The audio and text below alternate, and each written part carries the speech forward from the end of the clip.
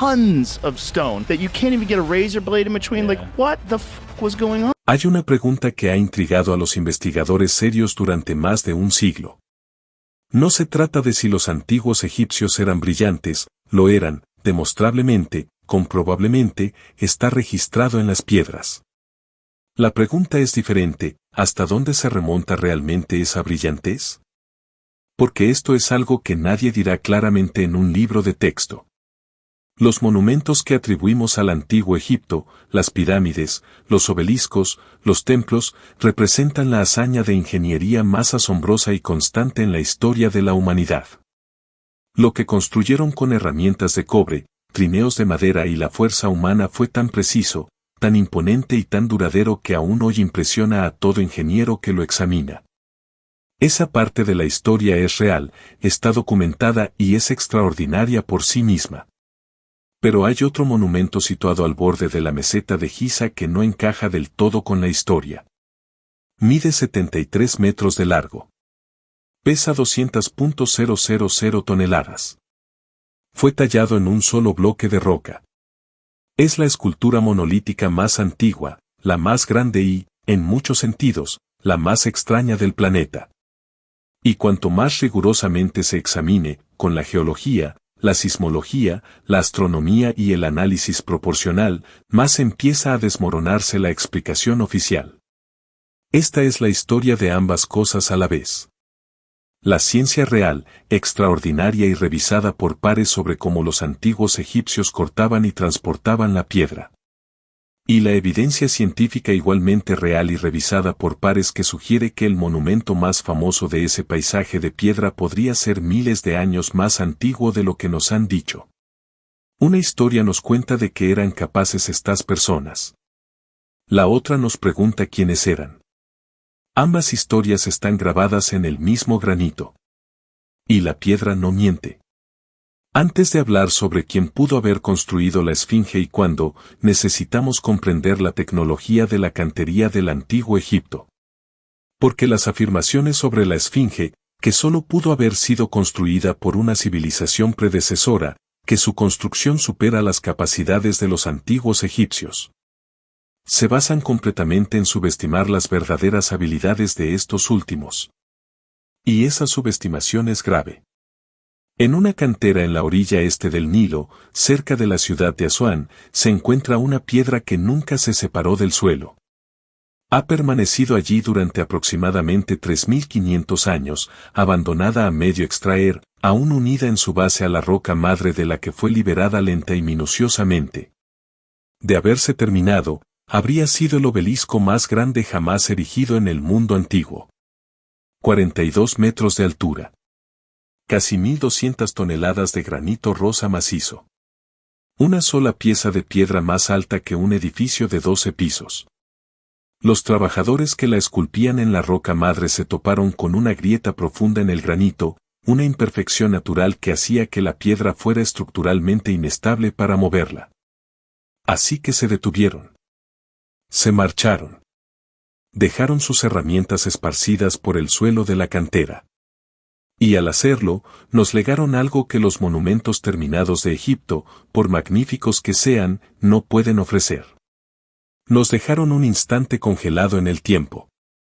Una instantánea de la ingeniería antigua capturada justo antes de su finalización, donde la evidencia del método se conserva, es visible y real. Las marcas de las herramientas siguen ahí. Los surcos que tallaron alrededor de los lados del obelisco siguen ahí. Los miles de piedras redondas de color gris oscuro que usaron para perforar algunas de las rocas más duras de la tierra siguen ahí. Esas piedras redondas se llaman mazos de dolerita y son la herramienta principal en la extracción de granito egipcio.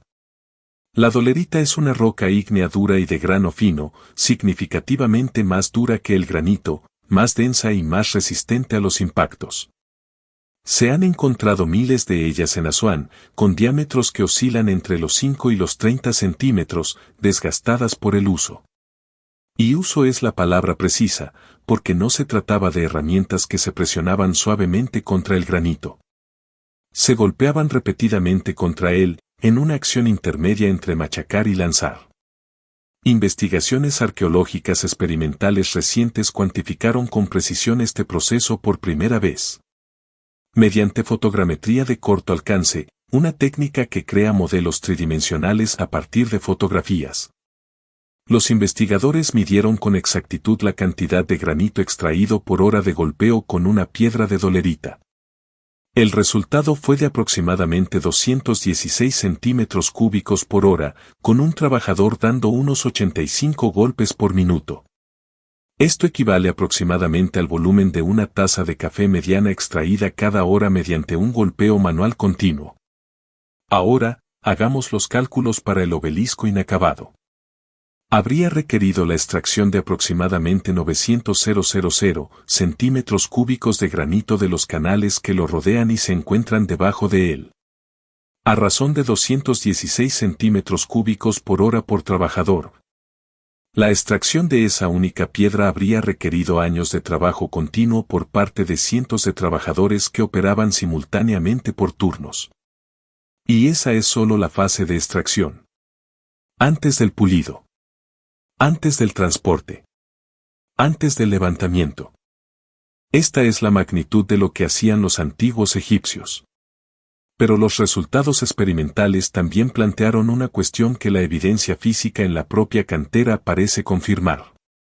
La velocidad y el volumen de granito extraído mediante el uso de martillos de dolerita no explican completamente la magnitud y la variedad del trabajo conservado en el registro arqueológico.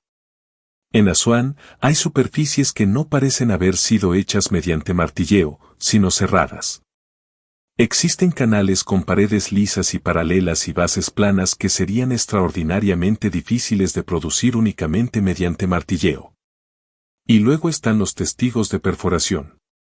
Los testigos de perforación son quizás la evidencia física más debatida en todo el debate sobre la tecnología de la cantería egipcia. Sir Flinders Petrie, el gran arqueólogo y egiptólogo del siglo XIX, los recolectó durante sus prospecciones en la década de 1880. Actualmente se conservan en el Museo Petrie del University College de Londres. Un testigo de perforación es el tapón cilíndrico de material que queda tras perforar la piedra con una broca tubular, un tubo cilíndrico hueco utilizado como broca.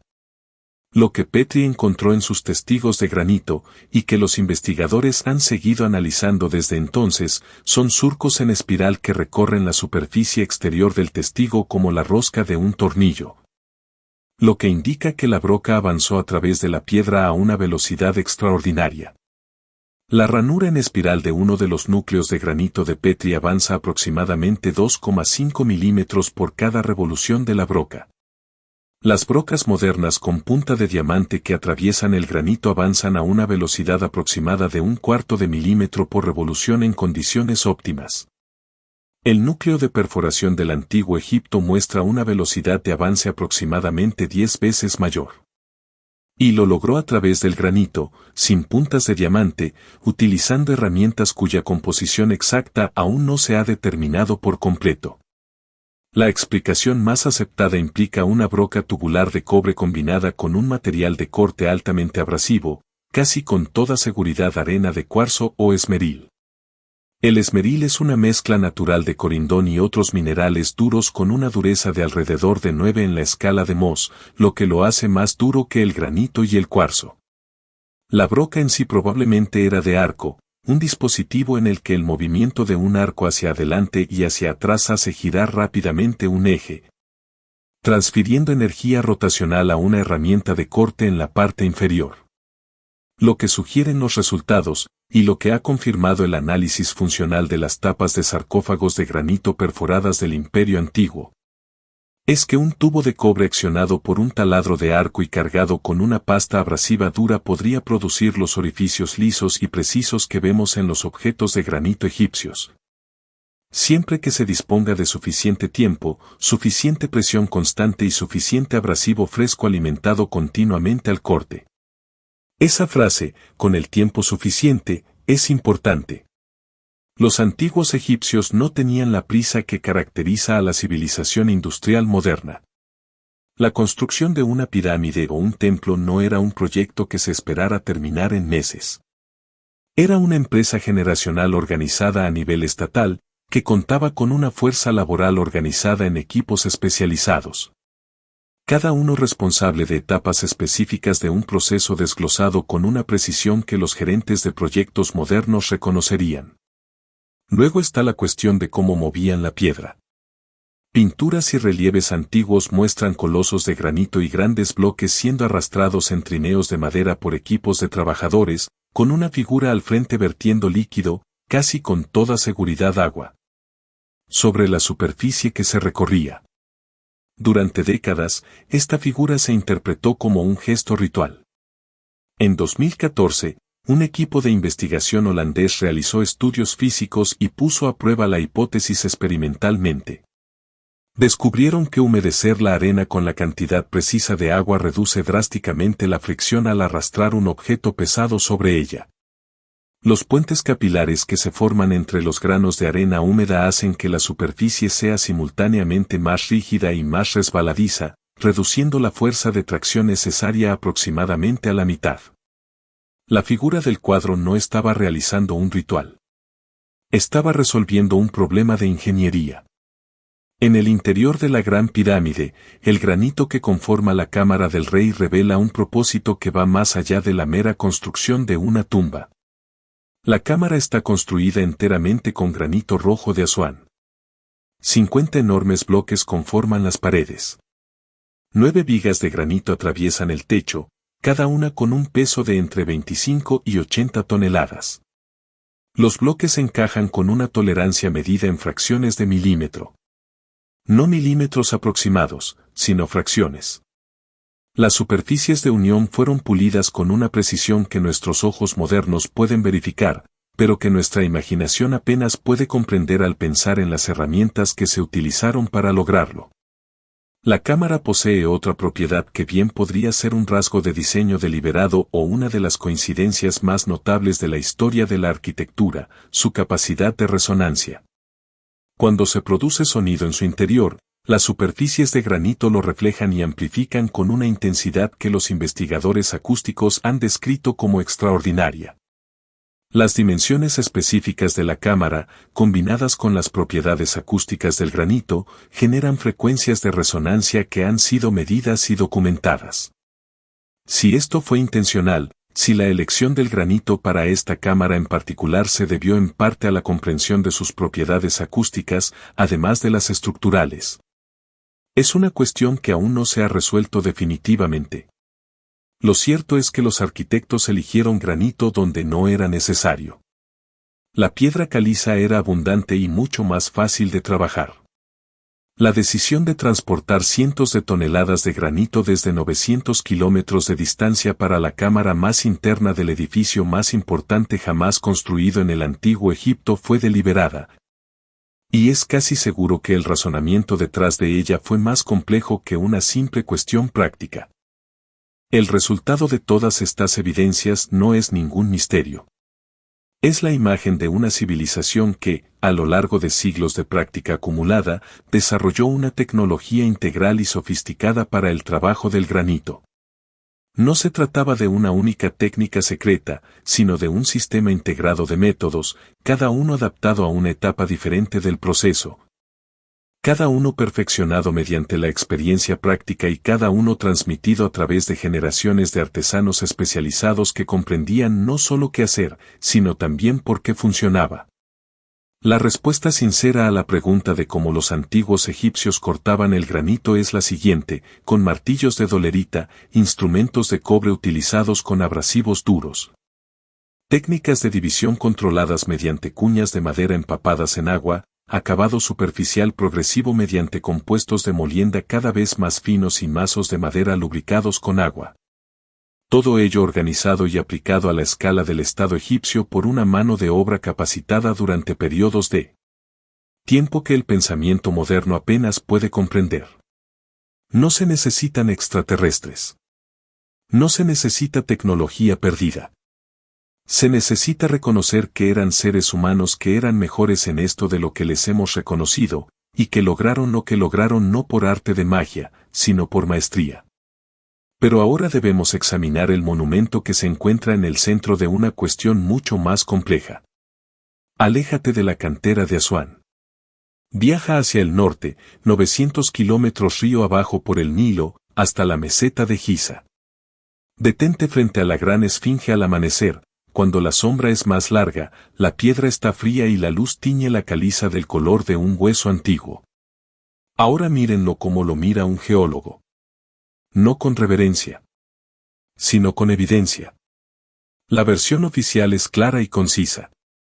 Alrededor del año 2500 a.C., durante la cuarta dinastía del Antiguo Egipto, el faraón Khafra ordenó a sus trabajadores que esculpieran una enorme estatua guardiana para proteger su complejo piramidal. Con cinceles de cobre, martillos de piedra y cuñas de madera, un equipo de obreros dedicó aproximadamente 3 años a dar forma a 200,000 toneladas de piedra caliza, creando así la escultura monolítica más grande del mundo.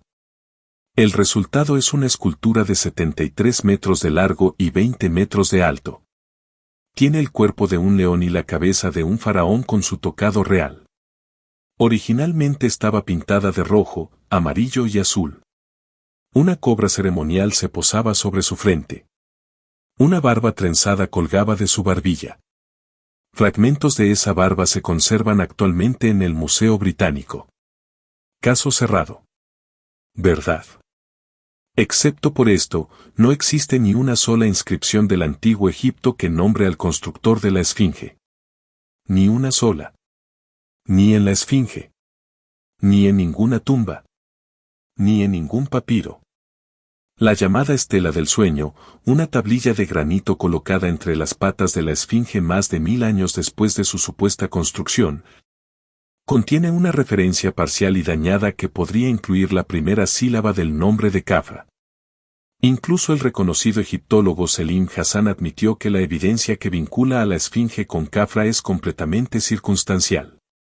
Toda la atribución se basa en la proximidad a la pirámide de Khafra y en un parecido facial que muchos investigadores ponen en duda. El monumento más famoso de la historia de la humanidad. Y nadie sabe realmente quién lo construyó. Esa laguna en los registros no es un detalle menor.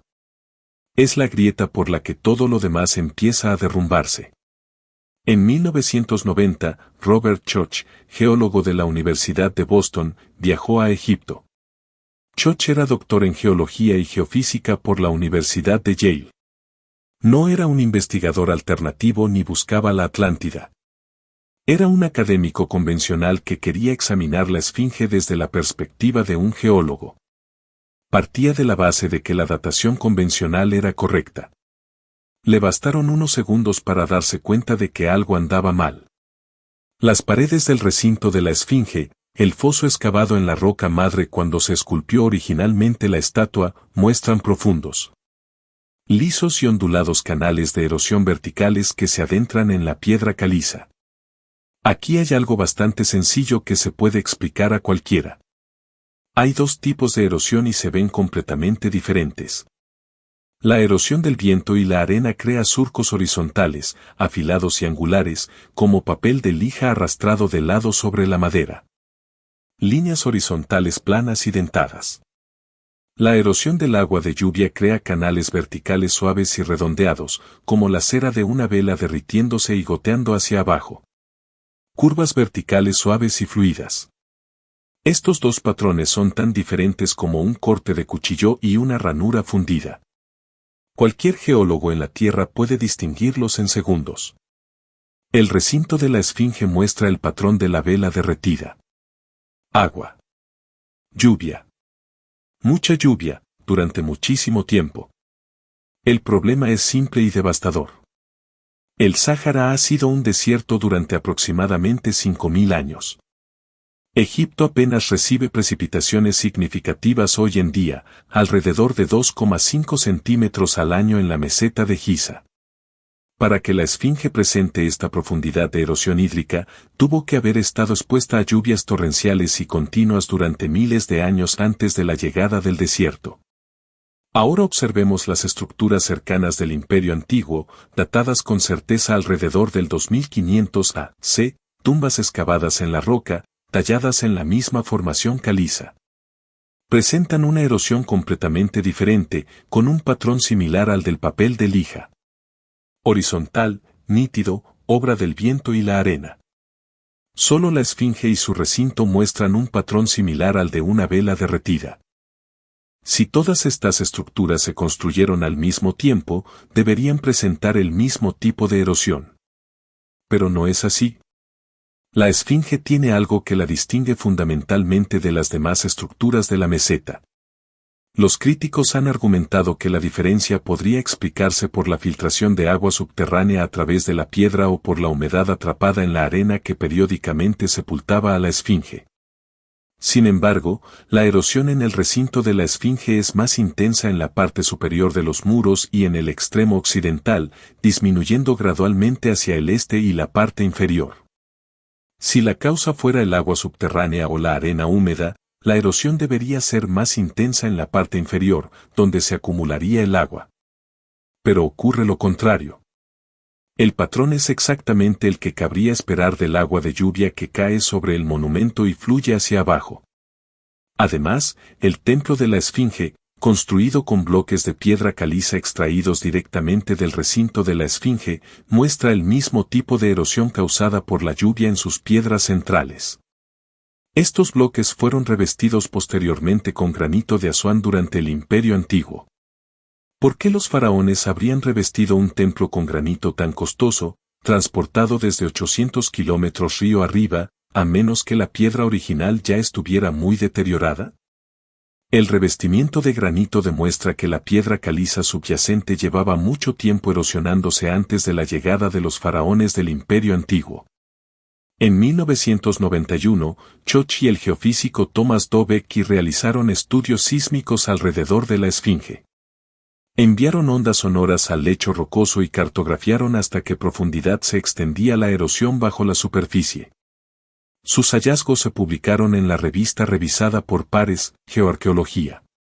La erosión subterránea en los lados frontal, norte y sur del recinto de la esfinge alcanzaba una profundidad de 6 a 8 pies. Sin embargo, en el extremo occidental, la parte trasera de la esfinge, la erosión solo llegaba a 4 pies. Esto no es uniforme. Esa falta de uniformidad es la prueba irrefutable. Piénsalo así, si viertes agua sobre una acera y vuelves más tarde, la parte que haya estado mojada durante más tiempo mostrará mayor deterioro. El frente y los laterales del recinto de la esfinge presentan el doble de profundidad de erosión que la parte trasera. La interpretación de Koch es que el frente y los laterales se tallaron primero, miles de años antes de que se completara la parte trasera, posiblemente durante el Imperio Antiguo. Es como encontrar una casa donde la pared frontal ha estado expuesta a la lluvia durante 7000 años, pero la pared trasera solo lleva allí 4500. La parte posterior de la esfinge es el recibo. Ahí se muestra la cronología. Suponiendo una tasa de erosión lineal y conservadora, Koch estimó que la talla original de la esfinge data de entre 5000 y 7000 a.C. Sin embargo, las tasas de erosión no son lineales, disminuyen a medida que la roca se profundiza. Si se tiene en cuenta esta desaceleración, la esfinge podría ser significativamente más antigua, datando potencialmente de alrededor de 10.000 a.C. o incluso más.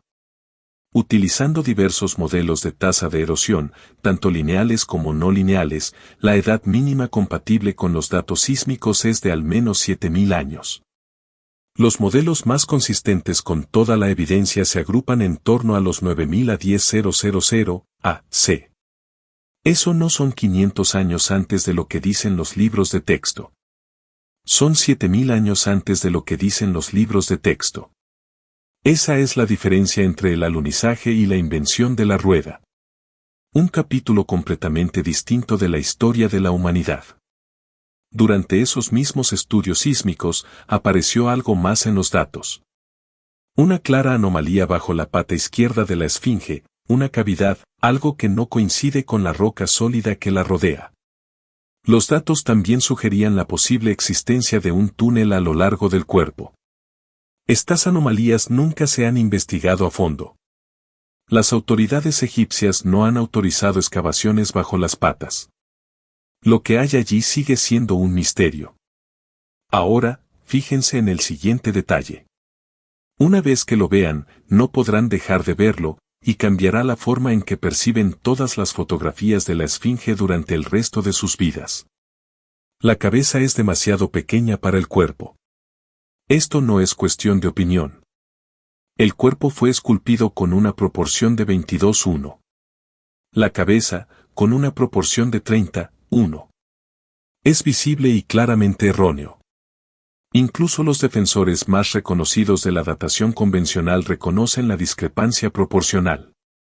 Los antiguos egipcios estaban obsesionados con las proporciones correctas, las clavaban en todas las demás estatuas colosales que erigían. Imagínese descubrir que alguien ha atornillado un volante de un carrito de golf a un coche deportivo. Inmediatamente sabría que no es original. Esa es la cabeza de la Esfinge. El cuerpo está mucho más erosionado y desgastado que la cabeza.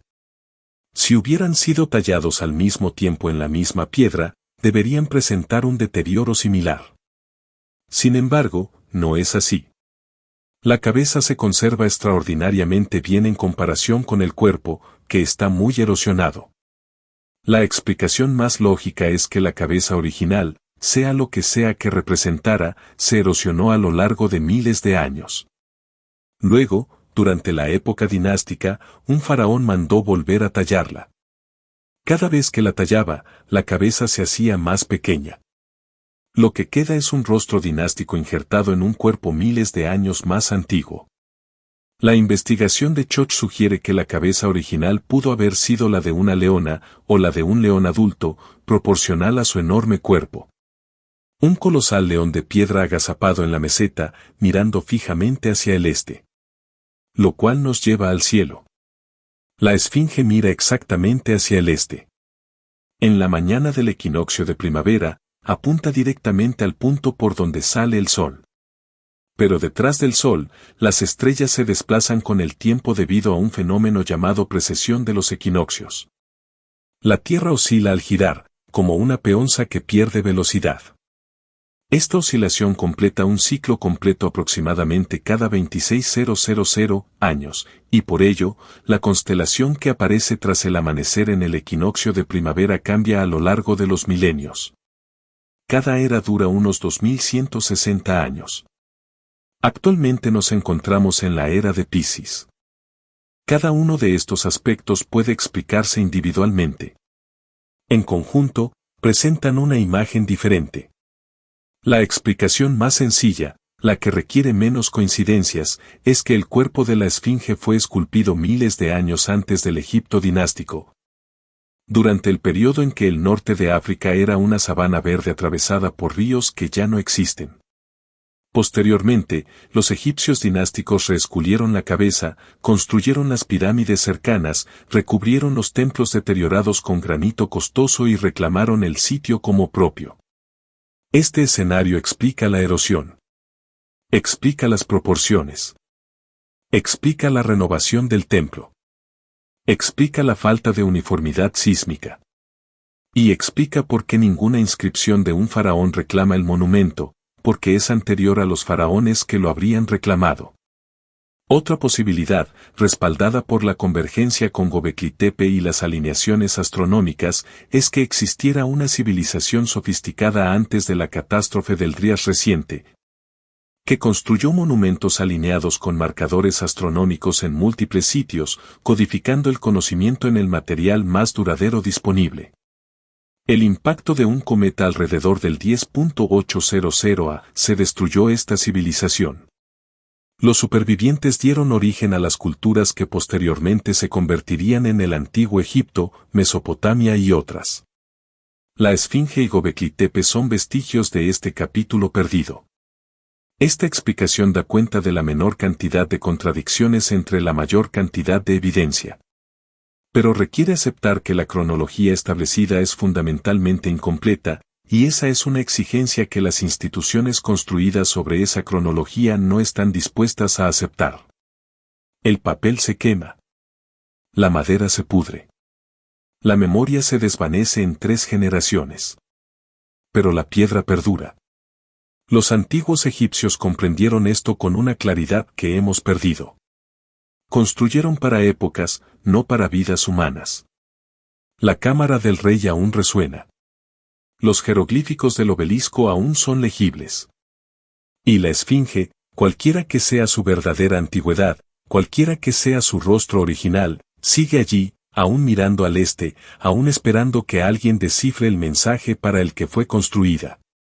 La respuesta sincera a la pregunta de cómo los antiguos egipcios tallaban el granito es que lo hacían mediante la maestría, a través de generaciones de conocimiento acumulado, técnicas refinadas, trabajo organizado y una relación con la piedra íntima, práctica y extraordinariamente sofisticada. No hay misterio alguno en su método que requiera algo más allá del ingenio humano aplicado con paciencia y brillantez a lo largo del tiempo. Pero la respuesta honesta a la pregunta de quién construyó la esfinge y cuándo es diferente es, no lo sabemos con certeza.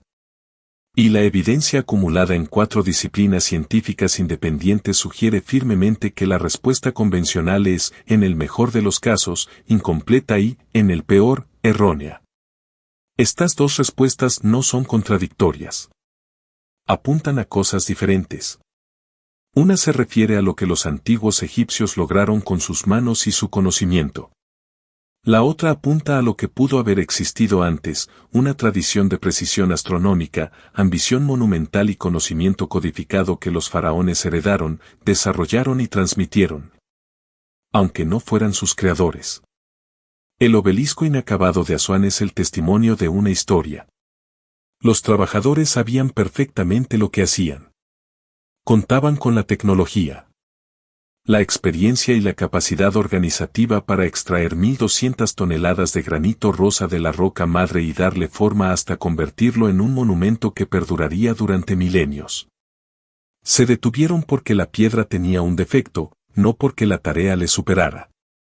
La esfinge, enterrada hasta el cuello en la arena durante aproximadamente 3.300 de los últimos 4.500 años, es el testimonio de otra historia.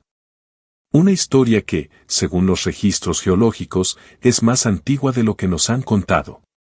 Una historia respaldada por los registros sísmicos. Una historia corroborada por las alineaciones astronómicas. Una historia con la que la evidencia proporcional es consistente. Una historia que la ausencia de cualquier inscripción dedicatoria deja obstinadamente abierta. Llevamos menos de 90 años estudiando la esfinge en su totalidad. La primera excavación moderna completa se finalizó en 1936. Durante los 4.400 años anteriores de historia humana documentada, las pruebas, el cuerpo erosionado por el agua, las proporciones desiguales, las cavidades sísmicas, estuvieron literalmente enterradas bajo la arena. La piedra ha estado esperando. Se han documentado 3 túneles dentro de la esfinge. Debajo de la pata izquierda se ha detectado una cavidad mediante técnicas sísmicas. Recientes escaneos de radar satelital sugieren la posibilidad de grandes cámaras en las profundidades de la meseta. Se desconoce si se trata de formaciones geológicas naturales o de algo más significativo, ya que nunca se ha permitido una investigación completa y sin restricciones. Sea lo que sea que se esconda bajo la esfinge, el monumento en la superficie ya cuenta una historia sobre la que 4 disciplinas científicas independientes se niegan a contradecirse. Geología. Sismología. Astronomía. Análisis proporcional. 4 disciplinas. Una convergencia. La esfinge es más antigua de lo que dicen los libros de texto. La pregunta que queda, y que solo podrá responderse si finalmente se permite que la piedra que yace bajo ella hable, es cuánto más antigua es. ¿Quiénes fueron las personas que observaron por primera vez el lecho rocoso de la meseta de Giza y descubrieron lo que había en su interior? ¿Qué sabían sobre las estrellas, la piedra, el agua y la lenta rotación de la Tierra? ¿Qué otros monumentos dejaron que hemos atribuido erróneamente, interpretado incorrectamente o que aún no hemos encontrado? Y aquí está la pregunta que debería acompañarte cuando todo esto termine. Si una civilización lo suficientemente sofisticada como para esculpir la mayor escultura monolítica de la Tierra y alinearla con el centro de una constelación fue borrada por completo, hasta el punto de que olvidamos su existencia durante 12 milenios, ¿qué nos dice eso sobre la permanencia de la nuestra? Creemos que nuestra civilización es eterna. Creemos que Internet lo recuerda todo. Pero a un cometa no le importa tu almacenamiento en la nube. Una era glacial no respeta tu infraestructura. Y dentro de 12.000 años, ¿qué quedará de nosotros? Probablemente menos que la esfinge. Porque construimos con acero, vidrio, hormigón y código. Construyeron con piedra. Y la piedra perdura. Los antiguos egipcios que extraían granito rosa en Asuán y lo transportaban 900 kilómetros para encajarlo en una cámara con tolerancias medidas en fracciones de milímetro. Estaban diciendo algo en el lenguaje más perdurable que pudieron encontrar. Estaban diciendo, sabíamos cómo hacerlo. Y los constructores de la Esfinge, quienes quiera que fueran, erigiendo en una era de sabana verde y un cielo dominado por Leo, alinearon un monumento de 200.000 toneladas con el corazón de un león celestial, también estaban diciendo algo.